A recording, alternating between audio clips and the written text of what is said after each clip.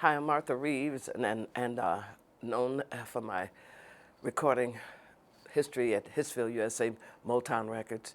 I started it as soon as I graduated in '59, singing with different groups, and wound up at Hitsville, USA, among a variety of artists, wonderful artists like Little Stevie Wonder and the Supremes and the Temptations and the Miracles and Mary Wells and Contours and Barrett Strong. I could keep naming Spinners, Temptations, Four Tops. We all were performing at the Fox Theater at a Motown review. It happened so that we had a record called Jimmy Mac, and we were getting ready to debut it. It had been recorded during the Korean and the Vietnam War. It was too serious, well, too lighthearted a song for the seriousness of the war. People were getting killed, and it was a very misunderstood war. So when we recorded Jimmy Mac, Jimmy Mac, a little lighthearted song, hey, now you're coming back. It was too lighthearted to release, so they kept it in the can 4 years. Here we are on the stage at the Fox Theater, and we had just sang Love is Like a Heat Wave, and was getting ready to debut our hit, Jimmy Mac, finally released. And someone beckoned to me from the edge of the stage and said, "Hey, Martha, come here." And I thought I'd done something wrong, because at that time, Berry Gordy would critique his acts. He would stand or sit in the audience, and if you did something wrong or was misdirected, he would come to you and tell you right then what it was that he wanted you to change or do under his guise. So when I went to the edge of the stage, I was a little leery, and they said, "There's a riot that's broken out. There are tanks in the street, and people had to get home before the curfew. So you got to tell the audience in a peaceable way that it's got to go home and to get out of the theater." I haven't heard of the stampedes that can happen when someone just yells fire in a theater. So I somehow managed, by the grace of God, to get to that stage, a microphone in front of everyone, and say, "There's been there's a riot in the city. There's a curfew. There are tanks in the street. Take your family and go home and get into your houses for safety." And I managed to do that. Everybody calmly walked out of the theater. I had children in my dressing room because we would do 4 shows a day. So a lot of my friends had brought their children and left them with me. I'd take them out in the audience, and then on the halves, I would bring them back to my room, in my dressing room. I'd take these children home, and the next day we leaving for Myrtle Beach, South Carolina, where Rap Brown was riding through, and from there, Myrtle Beach, South Carolina, we went on to Elizabeth, New Jersey, where riots were breaking out. It seemed everywhere we went, there was some confusion. I think the riot was caused by too much pressure on the people who lived in the city of Detroit. I understand the riot broke out on the west side when an after-hour joint was busted by the Big Four. A lot of people don't know what the Big Four was. Well, it was four big white guys who were riding around in this black station wagon, or whatever you might call it, minivan or whatever.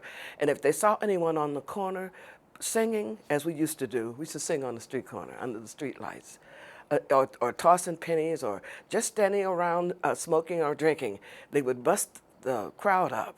There was a fear of us gathering on corners, on street corners. And they would bust the crowd up, and they would either hit you in the head or lock you up for just being there. They didn't want us to gather. That pressure got too strong. They busted an after-hour joint, and I understand the policemen there took their feet and kicked one of the prostitutes into the van, and the men around outnumbered the police, and they couldn't stand to see that violence against that one woman. And the riot broke out on the west side. There was also a hotel on Woodward where they busted it, and evidently there was some brutality. But these guys didn't realize they were outnumbered. 4 guys couldn't hold a crowd, and it broke out all over the city. We ran for our lives that day. We all left the theater and went and watched houses being burned. And I remember my dad taking his shotgun and patrolling the neighborhood, saying that they were going to burn the store where he gets the milk for his children. I'm from a family of 12, so Dad was very protective of us and our neighborhood store. But other places, the riots just broke out, and it was not just in Detroit. For me, it was Myrtle Beach, South Carolina. It was Elizabeth, New Jersey, and we went on from there to Watts in Los Angeles, and it was a continuous rebellion against police brutality. That's a. Do you think that what what was the thing that made it happen that day or that time in Detroit? Because police brutality is it's not something that just happened that day. Did you see signs of it in the community before or in your interactions? Yes, indeed. We would try and sing on street corners. We were doo-wops. And we Mm-hmm. didn't have rehearsal halls. We went on the street corners in front of pool rooms and in front of bars, local bars and local stores. And we would sing and gather. Or you would find people doing drugs. It wasn't all good, but there was a move in the city with the law enforcements to try not to have people gather. And when in the ghetto, you haven't very many places to go, except in your house and on the street, on street corners, to meet. So it was prompted, and it was something that we saw happening gradually. A little bit of brutality, the a Black Mariah with the Big Four getting a reputation. Hey, the Big Four is coming. So people were fearing these violent guys who would just jump out with clubs and start clubbing people if they saw people gathered. You know, very little explanation as to why you couldn't gather on the corner. Um, it just was something that happened. Yeah, Hmm. that's interesting. What after the riot or the civil disturbance and the fires were out and the tanks were gone, what difference did you see in the city? I saw a big difference. I saw a lot of things that had stopped. A lot of clubs closed. A lot of people who were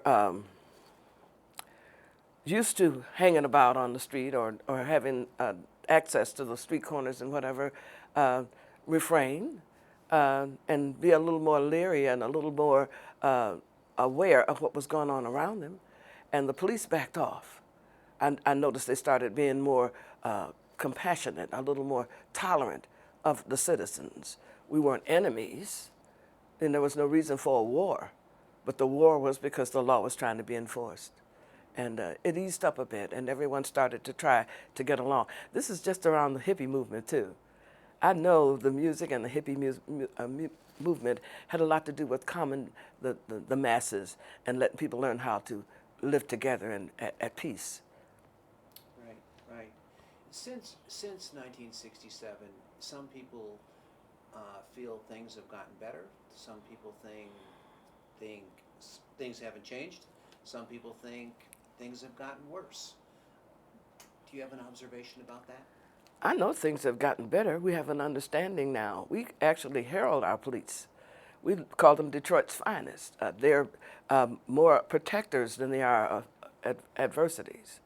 So adversaries. So it's a good place to be. We're actually getting along as a people, and we understand the law, and we know that those that break the law will be punished for it. There's no reason to harass the public now because everybody understands the laws a little better. I think the police have been changed 100% from what they used to be in the 60s to what they are now. That's great. That's great to hear. Why do you think, or do you think, it's important that people that um, perhaps weren't around like you and I were in 1967 or paying attention or adults. Observing what was going on, Yeah, to people observe that what was going on. weren't there. Do you think it's important that people born since then or the current generation understand what happened?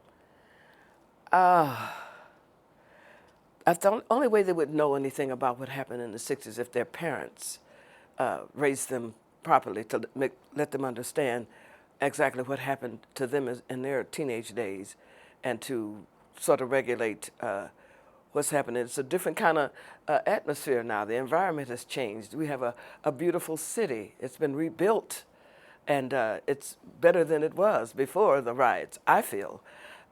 We have places that you can go for recreation. There are different recreational facilities, and there are different entertainment spots. Like we got a Comerica Park, we got a Ford Field that was not there in the '60s. They've refurbished the Fox Theater. They made things more beautiful, and with the help of the city. it affected us when Martin Luther King was killed, when the Kennedys were killed, and everybody realized that there's a reason for us to get along. There's a reason for us to understand to be a nation, we must unite and have similar experiences bring better results. And I think we've done a good job. We've got a rebellious youth right now, and I think it's mainly because of the freedom of speech. But we'll calm that down eventually, and I think we're moving along. I think we've come a circle, full circle, and it's a better place to be. The United States has improved since the riots. That's, I agree with you. Are there any lessons that you think we've learned as a result of the riots and just the 60s in general, all the conflict and angst that was there? I know it's the pressure that the police was putting on the public uh, without explaining why they wanted to have the control they had over the general public. I think they've eased that up a bit, and maybe public meetings, town hall meetings. I remember that was very important as I served on the Detroit City Council, to actually go into the neighborhoods and have town meetings and hear the complaints of the people, and to rectify some of the wrong, and to make a better understanding with the government and with the state and with the public. And that's helped a lot, just town meetings. I encourage people to vote, so their opinions might be heard, so they might have a hand in changing the laws and making the rules. And I think that's been because we're better educated. And I tell people wherever I go to get an education, read books, find out what the common knowledge is. Then they'll have common sense. They'll understand what the rule is and how we want to live, how we want to be to one another. And it has helped. Right. You've certainly been a great ambassador for Detroit, and you continue to be. And that's great. We're lucky to have you. Let's talk a little bit about music. And when I think about the 60s, and I was here too, I think about music, and I think about Motown, and I think about this, the sound of young America, or the soundtrack of our lives, or whatever you want to call it. There's a lot of music that came out during this period or was inspired by that. Any comments about the role that music played in what occurred in the 60s and since? I had one song that was that had the CIA following me about. It's called "I Should Be Proud." It was right after the Vietnam War was sort of stilled. It was about the evils of society. That was one of the lines in the song. It was written by an English girl named Pam Sawyer and an American woman by the name of Marilyn McCoo. And it was about my husband. I was under the dryer when the telegram came. Private John C. Miller was shot down in Vietnam. Through my tears, I read, "No more information at this time. He's missing in action on the Delta line, and I should be proud, but he was fighting for me." So that song made a big difference, and I couldn't sing it anywhere because the CIA refused to have me sing the song. But some songs like Stevie Wonder's "Blowing in the Wind" would understand how the wars that have been happening of our generation, in every history book there's war. So that war between the law and the public was very, very important to be quenched. And the songs like Cloud Nine and Psychedelic Shack and the things that came from Motown Records had Stevie Wonder, "I Just Called to Say I Love You," different songs at Motown. It makes me very proud to be a Motown artist. I sang about songs that would help people be happy, to make people actually dance in the street, as opposed to riding in the street. We used to put the horses up and block off our neighborhoods, feed each other chicken from our front doors, and play our record players, not woofers and tweeters, but our record players, and we danced on cobblestone streets when my dad, who worked for the city water department, and Mr. Elliott, who worked for the bus company, city employees asked the mayor if they could have some horses and yellow tape block the streets off and let us dance in the street as opposed to getting run over by cars and tanks.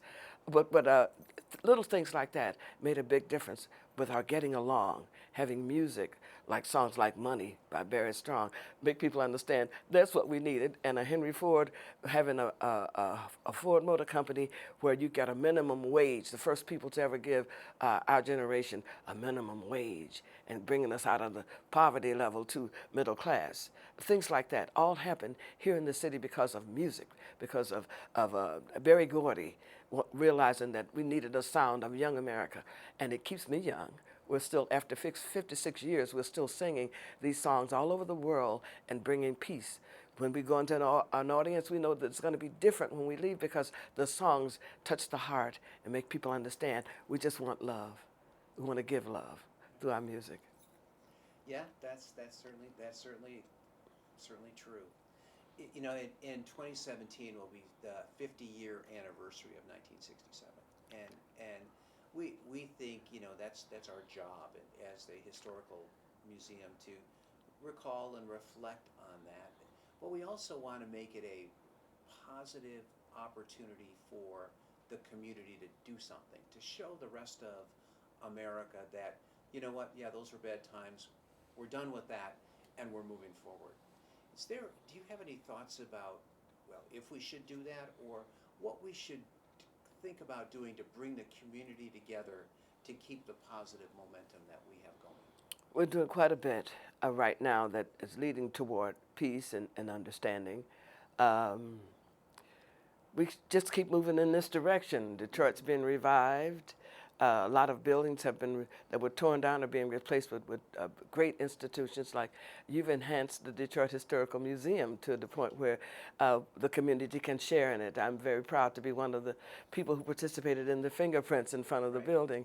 So I'm having a good time bringing my friends by, showing we're part of Detroit. Here we have some remembrance of the love that we share here for our history and to be a part of the making of a wonderful reputation in Detroit with our music. Thank you. We're honored to have you there. I remember that I forgot who did it with you. I know Paul W. Smith was here, and you were here, and a whole variety of people, but you were among our first, and thank you for doing that. You know, there's some discussion in Detroit these days about the two Detroits and making sure that everyone's included. Do you have any thoughts or perspectives on that and how we go together, move together? Well, all I know is we need to work more with the Dan Gilbert movement and the Penske movement, the cleaning up and the nurturing of the people who live here in the city of Detroit, being more mindful of them and the things they need. I understand nearly every one of the buildings on which we're now occupied, and our downtown looks so good. And to keep cooperating with the Channel 7 people who now broadcast live from Campus Martius, just keeping the public involved, letting us know that the eyes of peace are watching, and to do everything we can to make this a loving city the way that it was maybe how many years ago? 50 years ago, when we had everything going sweet and mellow, and then this uprise happened. But we've come a long way. But I feel very comfortable here in the city. I live downtown Detroit, and I want to stay here. And things are very, very, very good at this time. Great. Any other thoughts or reflections as we move forward as a community? You know, there's, as much as we don't like to say this, there's the next generation of leadership. Mm-hmm. Any advice that you want to give to the people that are going to be leading the city into the future?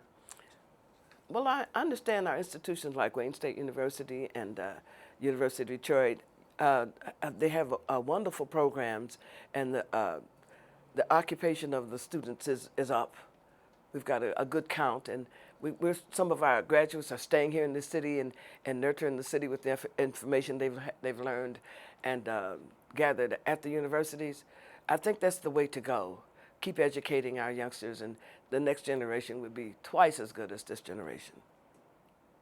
I think we need a theme song for the future, and we need you to sing it. I'm not sure what it is, but... well, we can keep dancing in the street. Keep dancing in the street. That's right. All we need is music. Right. Sweet music. That very well might be the theme of our 2017 project. It's a good place to be.